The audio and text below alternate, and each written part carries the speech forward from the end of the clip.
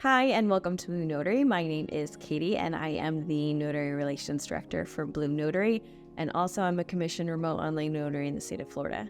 So today what I wanted to go over is what to do if your signer says that they do not understand the contents of the document they are about to sign. So obviously that is one of the requirements for virtual notarization, is that they have to understand the contents in order for you to continue. So for this particular signer, they had been going through a loan. So this was a loan signing package. They hadn't had a chance to look at it, and they said no, they didn't understand the contents of the document. So my fix for that was I let them know that I can either let them, look it over for about 10 minutes and then we can go ahead and go on with the signing. But if they needed a little bit more time, we would just have to reschedule, just because of the way that, I had my schedule.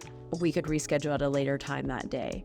So that was the workaround. So it's just something to kind of think about. That was what I did to be able to figure out everything. We ended up doing it a couple hours afterwards, and it was perfect because he did end up having questions that he wanted to ask title to be able to go over all of the documents.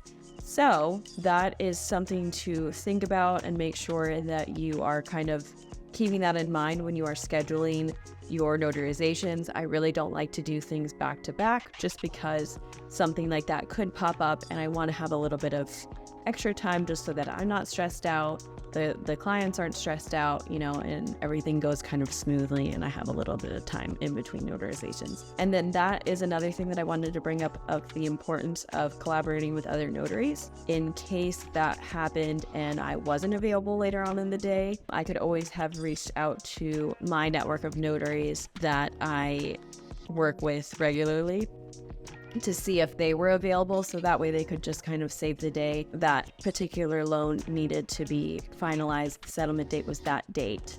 So it's important to also collaborate. If you have any questions, feel free to reach out and follow along for more tips and tutorials. Thank you.